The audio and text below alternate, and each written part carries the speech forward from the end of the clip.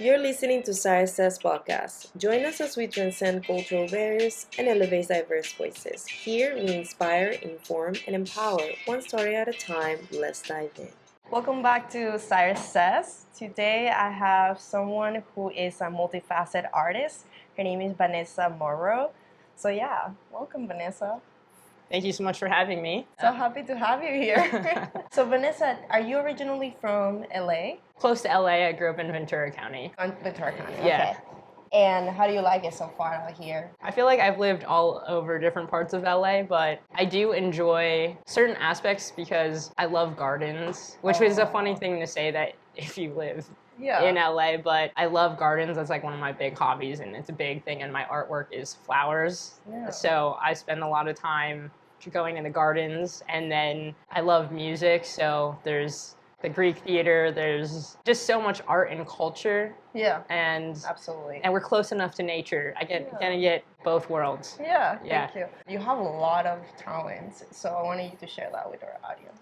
Well, thank you very much. I'd say my main thing that I'm doing right now is painting and illustrating. So I've been illustrating since I was like 5. I started drawing as a kid. And I got really into sculpture at one point. I wanted to be a sculptor. And that meant clay and wire and different forms. And then I got into pen and ink for a while. But the last few years, I've really focused on painting, such as like murals. And now I'm doing gallery shows. So I'm painting on canvases. And I've also done digital art. I do graphic design as my main living. So that's also like the digital realm of art.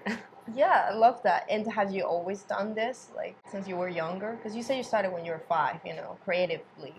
Yeah, I'd like to joke about when I was a kid, I had these Sharpie markers. I remember being a kid and started drawing on the walls as you're. I think when I moved out for college, when I was 19, I moved to San Francisco. That room was collaged. There was drawings all over the wall, and you could tell that I like creative things from a very young age. So I started drawing on whatever paper I had, even just like school notebooks, and it's just continued my whole life. Like, I've just dedicated so much time to it. As of lately, what is the art that you are most focused on?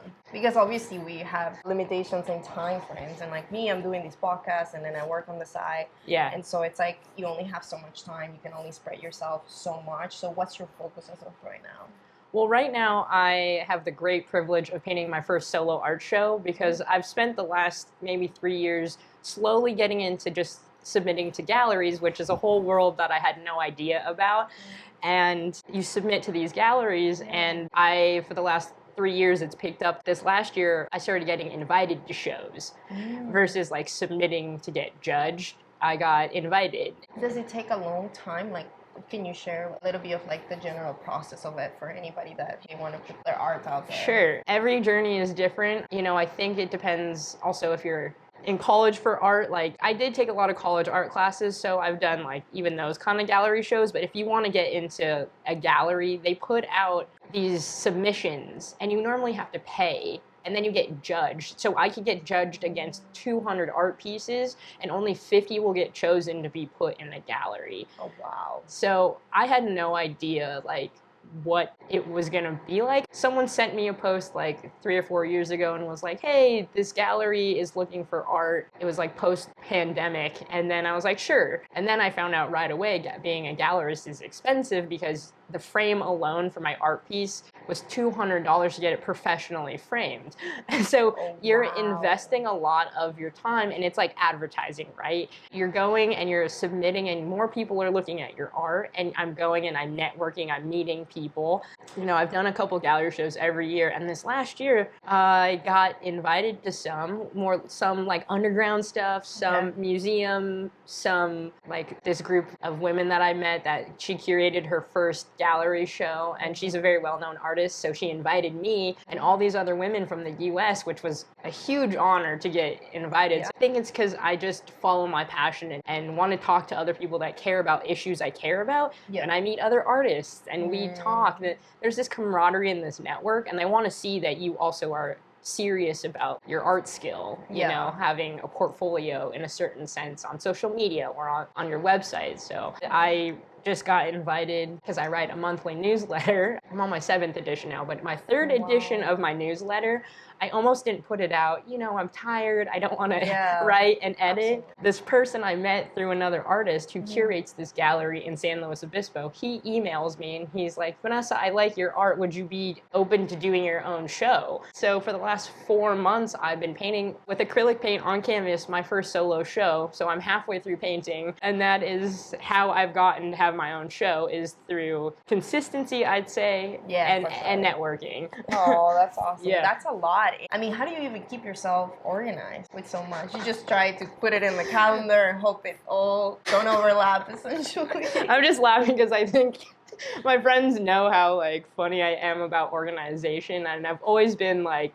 well, see, that's a misconception about being an artist. Yeah. You can be very messy and misorganized, but, you know, as adults, we live off our calendars. I saw how long it took me to paint the first painting in the collection. There's going to be 9. So I was like, I have this long. I printed out an entire timeline, and I'm by a certain amount of months, I have to have a certain amount done so I don't panic. Wow. But I have the entire show in my mind. It's sketched out, and it's calendared out on my wall. I mean, that's a wonderful skill to have, the fact that you can be creative and open to whatever comes to you, but also like being organized and mindful of like, hey, I need to do this in order to feel safe. I think that feeling safe is the thing we're always chasing in creativity. Like me doing the podcast, I'm always like, do I feel safe because of how many episodes do I have? Do I have enough time to record the next one? So yeah, it's definitely a challenge, but I love that you're able to do that. It's good, but it also creates anxiety too. Yeah, I just think in general, like I want to do really well, but I think I'm sure you understand. It's like we want to show our best self to people because we put in so much work. Like creative endeavors are so difficult. I obviously have put a lot of pressure on myself to get to a certain level, but now we just lean into our skill level, and that's part of it. You know, the organization. Once I realized I'm okay, like I hit a point where I was like, I'm okay, but I still maintain my social life and all my things, but I also, like my friends now, I'll be like, all right, guys, I have to go. I have to paint tonight. And some days I'll be painting till 3 a.m. because I have a normal job that I have to do, and this show is on top of everything else that I do in my normal life. So there's a level of sacrifice that you are willing to do in order to succeed in what you want. Yeah. Yeah, essentially. And I think we are our biggest critics, honestly. Every time I edit, I'm like, oh, this is awful. You know, like sometimes I have to step away from it and then come back and look at it and be like, it's okay, it's good. It's never going to be perfect. Yes. No, I understand this sentiment completely. And people might not know unless you do a creative project that I'll spend 3 hours this close to my canvas doing tiny details. Some days I'll be like, this is terrible. Why am I a painter? I should quit, right? Yeah. And it's the self-criticism. And then I'm like, you're not in a good place. You need to go sit down. Look at this tomorrow. And then I wake up and I'm like, okay, this is good. This is good, yeah. Like, let's not destroy it or like erase. Yeah, absolutely. Yeah. You know, you work in so many pieces, it looks like. I mean, you've done it for quite some time now. So what has been a piece that had meant a lot to you that you've created? Or is there multiple ones? You know, I'd say there's pieces in my new collection, but you know what, I'm going to pick something I'm not showing any of the full collection. Like you see snippets of me painting, but I won't show any finished pieces until the show is put together. I'd say the collection is my favorite because it's truly a reflection of like myself. But the piece that I love that happened right before this show, the one I got invited to, was one about like cultural heritage, and it was coming home to yourself. The theme of the art show was coming home to yourself. That's beautiful. So I tapped into like my Filipino roots, which I haven't spent enough time because I grew up here and I visited, but I researched heavily and it changed the way I painted. Like this one painting, like it was the biggest painting I ever did. I think it was like 3 foot tall. Wow. Besides murals, like this was the biggest. Was it canvas. oil? No, I use acrylic. Acrylic, sorry. No, oil is great. Yeah. It's just, oil is like, you have to have a whole setup and you have to have like ventilation or the window open because it's kind of toxic to paint with the window closed. Yeah, that's true. My mom did oil actually. Oh, that's amazing. Yeah, she learned how to do oil when I was younger. Your mom's I know a painter. how it goes. Yeah, you lose track of time, essentially. Well, that's why I like it. It's like being in flow state, which is like one of the most euphoric states that you can just like live in, and you're living presently. But then it feels like 2 hours have gone by. But yeah, this piece I painted about the rice terraces in the Philippines, and they're beautiful. I actually went to Bali last year and I oh, saw them. You know, okay. I have a lot of rice fields. And Yeah. it's beautiful. I love that. Yeah, so I decided to just, it was kind of a different, I'd say I do a lot of florals and almost tattoo looking art a lot of the time. And it's very flowy because a lot of my art's flowy, but this was just something else that I did, this entire scenic piece that I just pushed myself to do something that felt more connected to a storyline. And that's kind of where it's been shifting for me now, is that like I'm painting from like a story and feeling, because I do write a lot of poetry too, so it's like a lot of those things go together for me, is like, yeah, the poetic feeling, and then like I'm painting the feeling now. Creative. I think stories is a great thing. It also gives you a level of purpose. So that was one of your favorite pieces, in addition to the one you're actually creating right now, which we're gonna see potentially. When do you plan on releasing? Yeah, the show is opening August 1st, a Friday in San Luis Obispo. All are invited, whoever wants to come. We'll put the details on the description. Cool. That's great. That's exciting. Yeah, I'm very excited. It's the best work I've ever painted. That's so I feel very excited about it, and it's about breaking generational trauma, which I think many people will relate to. Yeah, you come from different cultures and mixture, for sure there's generational trauma there, right? Teenage year was the hardest for me. I don't know for you. Trying to figure out like, what am I? Because I'm very mixed. I'm actually half Korean. Oh, okay. And I don't look very Asian. I have a lot of culture in me, and so like I think teenage years was really rough for me, trying to understand which one do I, identify as. It was quite a battle. Yeah, that theme has come up a lot recently, but in my high school years, definitely, especially growing up in a predominantly white town, and I don't look, I look very Asian. My siblings look half white, and we definitely had a different school experience, and trying to feel connected to some sort of like cultural heritage. I grew up with the heritage that I had, but I always felt like I looked so different. So it's working through all of that. It's a lifelong of trying to figure yourself out. Yeah. Lots of things have come up like culturally, like heritage wise for me. And I will continue to explore those things, but I realize like they're not the defining thing I need to look for. Like, the thing that I already have is this confidence within myself of who I am regardless of those things. They make a part of me, but they are not everything about me. About you. Yeah. I love that. That's a great way to put it. We'll take a pause for sponsorship. We'll be right back. Today's episode is sponsored by RenovateMagicHub.com, your guide to transforming your home. Whether you're updating a room or planning a full makeover, Renovate Magic Hub provides tailored product suggestions to suit your style and budget. Visit RenovateMagicHub.com for inspiring and practical tips to create a space you'll love. All right, guys, welcome back from sponsorship. So, Vanessa, do you have a fan audience? I'd say I have a small one. Okay. And then do they have a name by any chance? Yeah, I call people fronds, like flower fronds, since I draw a lot of floral art. Out of all the flowers, what's your favorite? Chrysanthemums are my favorite. I have a chrysanthemum. Well, I guess all my favorite flowers are kind of tattooed on myself. Chrysanthemums, peonies, and lotus are my top. Oh, those are pretty. Like, what makes you gravitate towards them? Well, I like movement and flow, and I like the fact that with these flowers, especially chrysanthemums and peonies, I get to convey emotion through the subtlety of the petals. And there's something rhythmic about it, because a lot of my work is patterns in nature, so petals and leaves, I think they speak so loudly to us. Yeah. And I like, if you want something to feel whimsical, or if it's getting blown away by the wind, there's just something about it that's like captivating to me. Like I nerd out at every garden. We'll walk by, even a flower on the street. I have so many flower photos because there's just something about it that just speaks so loudly to me, and that's somehow I want to convey that when I make art. If you could pick a flower to describe you, which one would it be? Oh, wow. You know what? I'm just going to say a lotus, because, the story, they're in this murky water, and they come through all of these challenges to bloom into this beautiful flower. Yeah.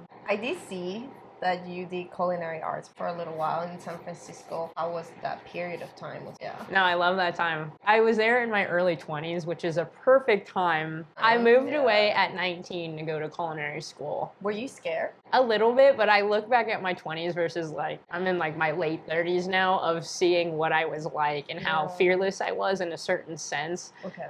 I mean, there was scary things because I lived in a city and a not very good neighborhood. The food and the culture, and I also love museums, and I love that I walked. So yeah, I worked at really nice fine dining restaurants, and it was really hard, but that time was really beautiful. I got to see what it was like for hospitality, what like the kind of hospitality, I'm half Filipino, so hospitality is just in my blood, right? But this attention to detail, which I think I've always brought, and especially in my art now, is there's just a caring in it, right? Like in fine dining, we know, do you like sparkling or still water? You know, we know, oh, that person, they love that dessert on their birthday. There's this attention to detail that I think is so beautiful, that you feel so special. Like, our job is to make you feel so seen and so happy in this moment, right? I think that's why I also just love art. Like, there's something about it in the moment that you just love. So did that help you transition into what you do nowadays? Would you say that helped? I'd say the discipline. The discipline. I've always kind of had disciplines though as a kid. Like I played a lot of sports. I also did ballet. Like I like everything. You know, I like metal music, but I'm also a ballet nerd. Like there's nothing that I'd say that I'm like, oh, I'm not really into it, or if I'm not, I always like to research every kind of world there is because it influences so much of my life. So yeah, that time in my 20s, like being a chef and doing meticulous things, it also showed me like the discipline it took to get that far in my career. So I have that. I love that. I like your complexity. Your openness, right? You're like, I'm not one thing. And I think that's key, especially with creativity. You can't get narrow or like, I'm this box, you know? Because times and places and people will push you out of the box. Well, that's right. Well, you obviously have many layers also. It's fascinating hearing about all your layers and you doing this podcast. Yeah. This is a very big creative endeavor, so that's very cool. Yeah, thank you. No, I appreciate it. And I love that, like, see, that's the thing is, like, everyone has the ability to be creative. Yeah. And we all want to express ourselves. And I think that's the through line I found. Like, even if you just want to, you know, hang out by yourself, like, people are doing projects, you know? And that's the other thing, like, I like about art is I share it with the world, but it's also balanced because I spend a lot of time by myself. Like, I'm kind of in my own little art cave listening to music. And would you say you're introverted or extroverted or a mixture? I'd say I'm a good mix now. Okay. When I was a chef, I had to be out there at work talking and be a leader all the time. And now I work remotely doing graphic design than doing painting jobs. And it's very different. It's more like, or I get the privilege of having this like peacefulness of the process, you know. It's a, like less loud. That makes sense. I want to shift a little bit into, I don't know if this pertains to you and your job, but you're talking about graphic design. So obviously the big question for me that comes up is AI. Would that affect the field that you're doing right now? I'm going to say no. My feeling is, yes, there's always these technologies that are going to come in and will affect things in a certain sense. But for me, I always talk to other people that are artists too. Like, I don't know all the programs so technically sound, right? But when it comes down to it, it's about your artistic skill, because graphic design and anyone that does any design work or digital art, there's something that we even use that's like, we'll use optical alignment on the computer or line everything up, or you still have to line it up with your own eyes. Yeah. There's a human touch to things that I think are very important in art, even in the digital fields, right? I think that even the programs have gotten way more advanced from even when I was in high school. Yeah. But that doesn't mean that someone else is going to be a better designer than you. There's still these skills that I personally think, I'm sure there's lots of opinions on it, but for me, I've been doing art my whole life and I still can create these beautiful things because of like the amount of time I've spent understanding composition and color and the personal touch. Like I like to get to know my clients and even know a little bit about their background because there's something there that I can put into the work. Maybe it's like a softness or a color pop that means something to them, or a small design element that you can't get that even with when you're using templates and things like that. So maybe it will take over. In but some aspects, but not everything. I don't think it's going to be right away. Like, I can't predict the future. I don't know the future of technology, but I do know from an artistic standpoint, people don't really understand, like, Canva's fine, right? There's all these programs that make it more accessible for people, but all designers can tell when you use those templates because we know how many hours we've put into understanding like how a design program works. And it's not a bad thing. I think those are beautiful, accessible things. But when it comes down to it, there's a nuance in a personal design. Like if I sit with you for a couple hours and then you want me to make you a logo, like I'm going to understand and put something in it that like is more personal feeling to you than I think a computer can do at this point. Oh, girl, talking about logos, my logo took me hours. Well, there you and go. it's a pretty simple thing, but I use Canvas. That's what I use. And it works perfectly fine. No, it worked out. Still hours though, see? You still spent hours. And the advertising for it is like, oh, you can make all this stuff. But that's my point, is you still put in a bunch of hours to even make it. It looks great. It looks very cool. Thank you. Appreciate it. But that's a lot of work. You're talking about color and like popping of art. The says is the only thing I put color because I wanted to make sure like to emphasize the says because I wanted to be about, you know, my guesses and what they're saying, and it's not so much about me, but I still wanted to take that ownership of like it is me with the Siris. See, and you thought about all those stuff like from a design standpoint. I think it's just a lot of thoughtfulness.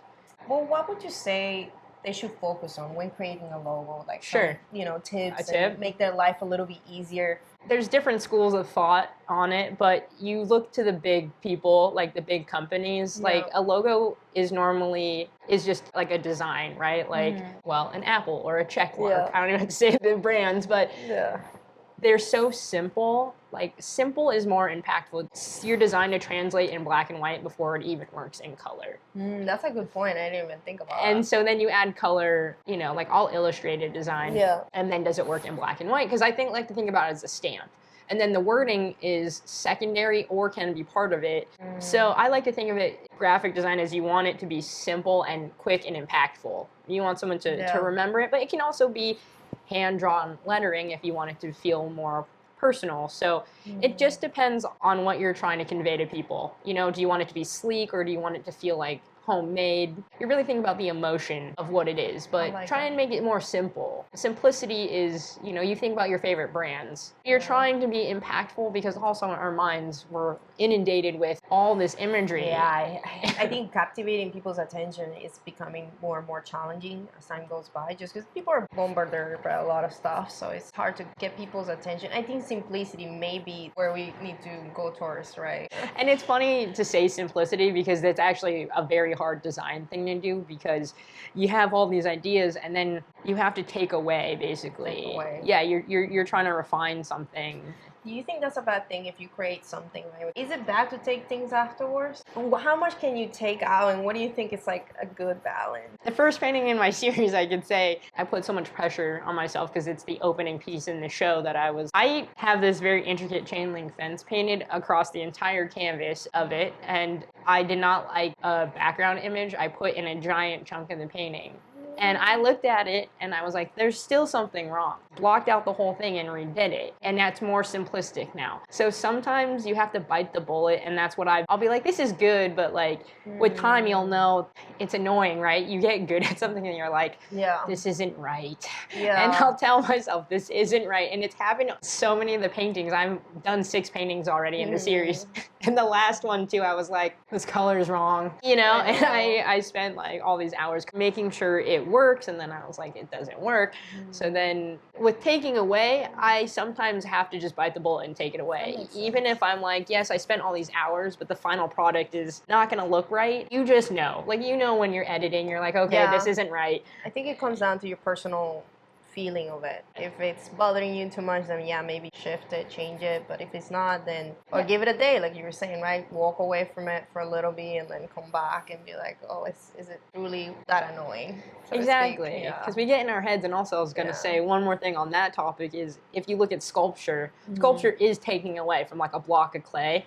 Is you have this thing and then you are refining and refining and refining it till it becomes the thing that you want to show people. Yeah. Yeah. All right. Switching a little bit gears about your background. My podcasts have a lot to do with a little bit of like sharing your background and have that influence your career and what you do nowadays. Well, my background, like growing up, I'm half Filipino, and the stereotype is like I would become a nurse. Yeah, right? yeah, no, you're right. I have an Asian mom, all right? It's not offensive. Did she suggested you to do that? My mom was an accountant. Oh, okay. So Okay, my dad was in the medical field, so I had a very stable, like, family life. I grew up with a lot of people that had immigrant parents, and there was a lot of pressure to be a doctor or a lawyer, get straight A's. And yes, I had to get good grades, but my parents put me in ballet, jazz, tennis. Wow.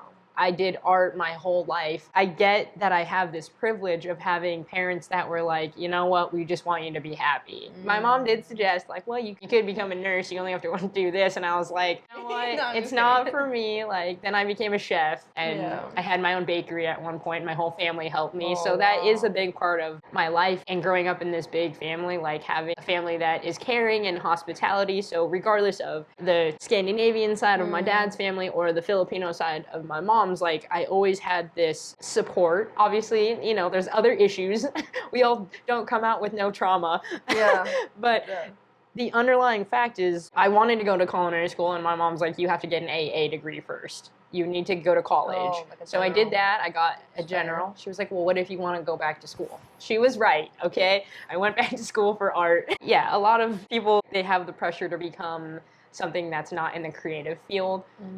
So I can say that, though, that I did not get pressured to become something. Like, they let me become the things that I wanted to become. That's awesome. I mean, I love that they had that approach with you because, yeah, we're not all so lucky. As a matter of fact, I wanted to study communication. Oh, did you? And, Okay. Yeah, and then at the time, they said, like, that's not going to make you any money, essentially. I chose science, so I chose biology, which is super hard. Oh my gosh. Yeah. I mean, I worked in it, and I'm glad I was happy to do it, but also, like, it was really not what motivated me. Like, this motivates me more. So that's what I was like. Finally, I was like, you know, it's time to do what I want to do.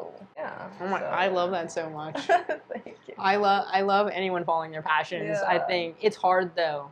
Like following your for passion sure. is a lot of work. It's not rainbows and sunshines all the time. No, there's times where you're like, a previous guest here, which is also a close friend, she said, you know, you just gotta go back to your why. And I think when you ask yourself that why, you reassure yourself, okay, this is why I started, right? This is the why I love it, what I want Yes. to do it. So the hard stuff you can overcome with that why. Well, it almost feels like I have no other choice. Like when you have real passion, it is truly like my soul is just speaking constantly through art and poetry. And I've told my friends if I don't paint for a few days, like I miss it because I've made it such a serious part of my life for the last like even year and a half. And now I'm dedicating myself to this show, and I still do other art projects, but I have so much creative energy that when I don't make stuff, I feel it. Like, it truly feels like there's something off, and I'm like, oh, I haven't made anything. I haven't sat and drawn in, you know, a couple days. It's become kind of a habit in you, too. Yeah. Like creating.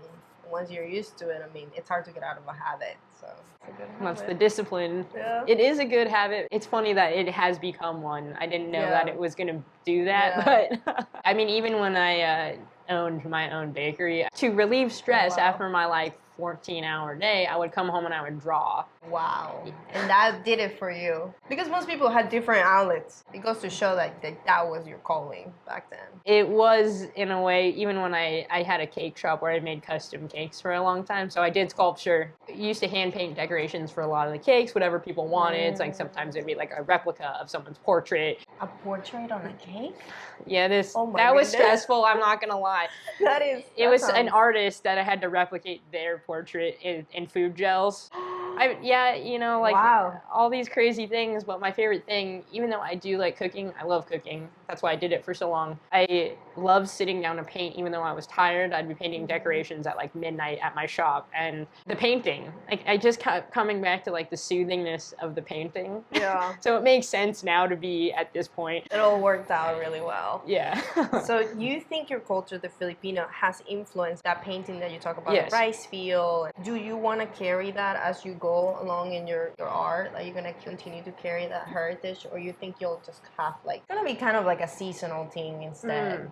It never was really a part of my artwork before, and I'd say cultural pieces from it, but it really has influenced me in a certain sense because I've been studying the pre-colonial eras when things were more natural. Yeah. Because I'm very into nature, so I really like looking up what the garments were, and I did a lot of research what the rice fields looked like and what they were before, and the indigenous people basically. And I've been looking into that cultural like heritage more, and I think I'm not sure if I'm going to say paint or make anything that looks like it's Filipino, but I'd say there's something about the essence of all the indigenous things that I learned that are infused into my poetry and my art, and maybe specifically I'll go into that topic as I further break down things in my life. That's awesome. So I'm not sure. Like right now it's always really about plants and patterns in a certain sense. I mean, it's nice to know that it influences, so people know like that's there. Social media, it's a big thing for you, I'm sure. It helps you a lot, and myself as well. How do you feel about social media nowadays, and do you really lean on it to reach people, or do you actually do more in person? You prefer to reach out big audiences? What is your preference? I kind of do it all because I think I also love meeting people, and I can see how important art is in community settings. Social media is a community setting, right? Yeah. And for me, I try to be more balanced. Like, I've gone through phases where I just pour so much time into creating content, but then you get burnt out. Everyone I know gets burnt out. Yeah. And it becomes a lot, right? Like managing like my TikTok. I had a YouTube at one point, but I was like, I'm having a hard time maintaining that, and my Instagram. And I am self-employed. Like, I'm a freelance artist, so I'm managing clients, I'm managing my time, and then I'm doing these art shows. But I have found recently like a good combo. I've been getting invited to teach, which I've been writing some art workshops, and I love that. I've always wanted to, so I've been doing that also, and doing some volunteering with the teaching. So I'm just meeting people at all different art levels, like people that are well known in the art world, to just someone who wants to come do a drawing class that I teach. Or on social media, people reach out to me and say like, your positivity in that video that you were talking about like made me want to make something. And I'm like, it honestly surprises me. The whole thing is very surprising to be like, oh, okay. Yeah. So I was like, okay, I guess I'll keep making stuff because people are giving me really beautiful, positive feedback. And social media can be a very dark place. It can be a happy place, but I find that the people that talk to me are normally pretty happy, and we just talk about art and like supportive stuff. So I'm trying to balance it where I'm not fully relying on it, because I also have a newsletter, like I was saying, and that's, I send that out once a month.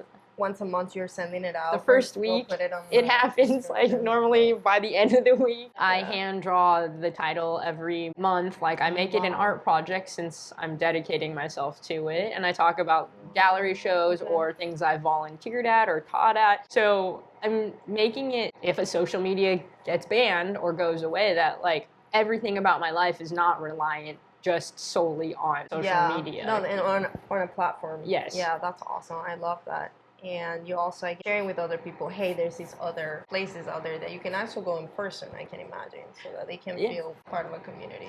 Well, then you learn about community centers. Like there's a great one out here in Glendale that I got to teach a class on custom painting your clothes. The spot is called Junior High. Oh, Junior It's High. a great local spot right out here, and they do so many beautiful community events. If you're an artist, you can teach any kind of class. People have taught ceramics, tattooing. You can have a gallery show there, and I loved it. I taught a 3-hour painting class, and people were just like hanging out and painting for that whole time. And I just went around and helped every person, because everyone's at a different skill level. I think everyone always ends up having a good time, as long as you're not too hard on yourself. So the last guest left this question: if money wasn't a problem, what would you be, or where would you be, and why? I'd say the person I am right now is exactly who I would stay. I have a very privileged and beautiful, fortunate life. I have beautiful friendships. I grew up out here, and I've spent a lot of time and energy cultivating like community and friendships, and I feel really happy with my life. The only things I would like is to have a proper large art studio and create a home environment where more creative people could, and I could have workshops. So basically I would use the skills I currently have and just open it up to create a more solid community and give people more opportunity to connect, because art is such a healing, but also can be fun and silly, Yeah. and expand my creativity to more people. That'd be super cool. Okay, well, I can't wait for you to Okay, do it. great. Come hang Money out. will come. Have a community garden, it to be a communal thing. And then like I love cooking meals for people. Whenever it's your birthday, my friends, I ask them what they like and they get a 3-course meal, because I still like you're a great friend. Let me tell you, I don't have one of those. Well, we're friends now, so Thank you, appreciate it. yeah. But that's the thing also, like, to expand on that is I've talked to my friends who are ceramics artists, and like I want to have community things where like we have a garden, and my friends that are into ceramics or graphic design, like you make a menu, we use plates that someone designed, and the whole thing is curated just by like pure intention of creation. And that's what I would do when I have the resources. When you have it, there you go, because and when you have yours, you know. The universe is full of abundance. That's right. So, yeah, let's go. What would be the question you would leave behind? Okay, I think I'm just gonna leave it simple as to play off of, I think, a question of, you asked my favorite flower, but I think I'm gonna ask the next person, if you could be any flower, what flower would you be? Yeah, okay, I love that. Thank you.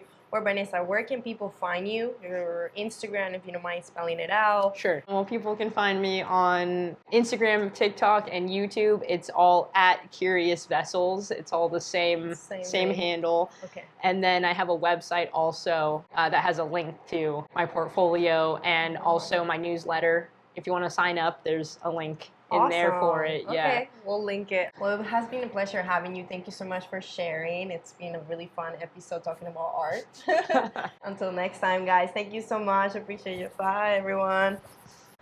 Thanks for listening to Sirissays. Don't forget to follow, subscribe, and drop a like. Share your thoughts in the comments and stay tuned for more inspiring stories. Until next time, keep chasing those dreams.